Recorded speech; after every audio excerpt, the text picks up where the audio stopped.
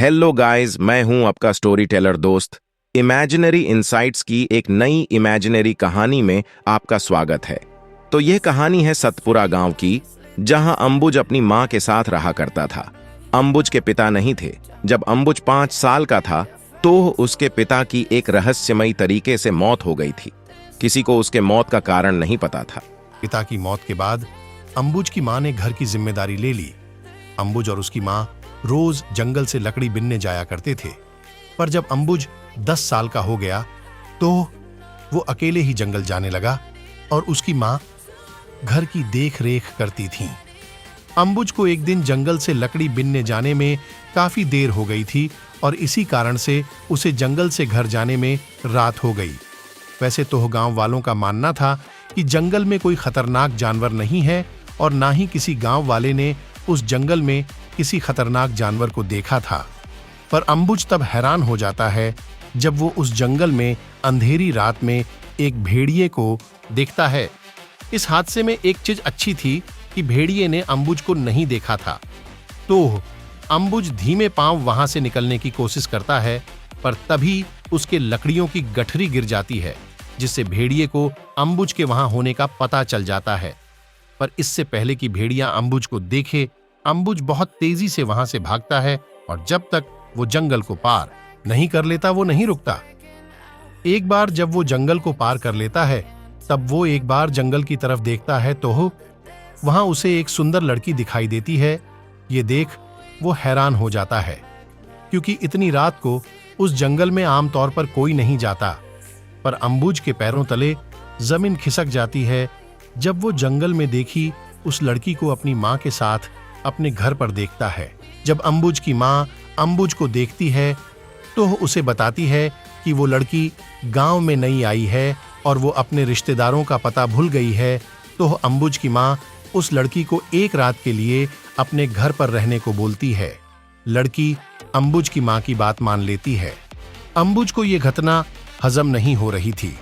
अगले दिन अंबुज उठता है तो देखता है कि उसकी मां कहीं दिखाई नहीं दे रही थी। तो अंबुज अपनी मां को गांव में इधर उधर खोजने की कोशिश करता है, पर उसे उसकी मां कहीं नहीं दिखाई देती हैं। इन सब के बीच अंबुज को याद आता है कि जो लड़की कल उसके घर आई थी वो भी कहीं नजर नहीं आ रही थी। अंबुज को अपनी मां के ना मिलने का कारण वो लड़की ही लगती है, तो वो भागता हुआ गांव के पुजारी जी के पास जाता है। पुजारी जी काला जादू और तंत्र मंत्र के झांता थे अंबुज के। वहां पहुंचते ही पुजारी जी अंबुज को उनके घर के दरवाजे पे ही रुकने को बोलते हैं और अंबुज को कहते हैं कि तुम्हारे घर पर जो लड़की आई थी वो मायावी है। तुमने जिस भेड़िए को कल रात जंगल में देखा था वो कोई भेड़िया नहीं था, वो उस लड़की का ही छलावा था और तुम्हारी मां को वो लड़की ही लेके गई है। ये सब सुनकर अंबुज पुजारी जी से पूछता है कि वो लड़की उसकी मां को क्यों ले गई है।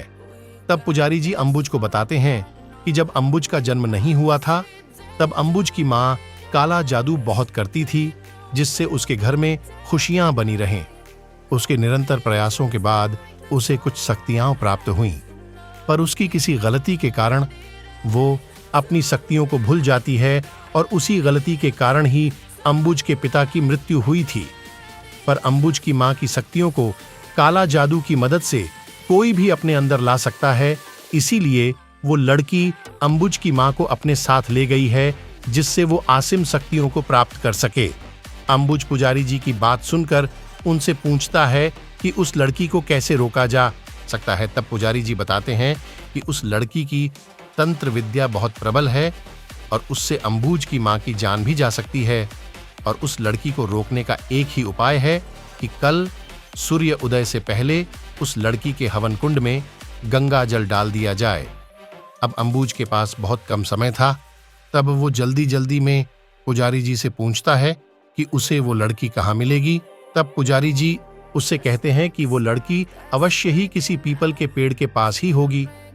अंबुज ने अपने गांव के हर कोने में हर एक पीपल के पेड़ को देखा, पर उसे वो लड़की कहीं नहीं मिली और अब सूर्य उदय होने में 1 घंटा ही बचा था। तभी अंबुज को याद आता है कि उसके घर के पीछे भी एक पीपल का पेड़ है। वो अभी बहुत छोटा है, जहां अक्सर उसकी माँ जल चढ़ाने जाया करती थी। अंबुज अब तेजी से अपने घर की ओर भागता है और वहां वो देखता है कि वो लड़की अंबुज की माँ को पीपल के पेड़ से बांधी हुई थी और अपने मंत्र को तेजी से पढ़ रही थी। अंबुज बिना देर किए गंगा जल को हवन कुंड में डाल देता है। अंबुज के कुंड में पानी डालते ही वो लड़की वहां से गायब हो जाती है और जब अंबुज की माँ को होश आता है तब अंबुज अपनी माँ को पूरी बात बताता है। तब वो दोनों पुजारी जी से आग्रह करके अपने घर एक यज्ञ करवाते हैं जिससे अंबुज की माँ के अंदर की शक्तियां खत्म हो जाती हैं और वो दोनों आम जीवन जीने लगते हैं। उम्मीद करता हूं आपको ये कहानी अच्छी लगी होगी। अगर आपको ये कहानी अच्छी लगी तो इस कहानी को लाइक करें। धन्यवाद।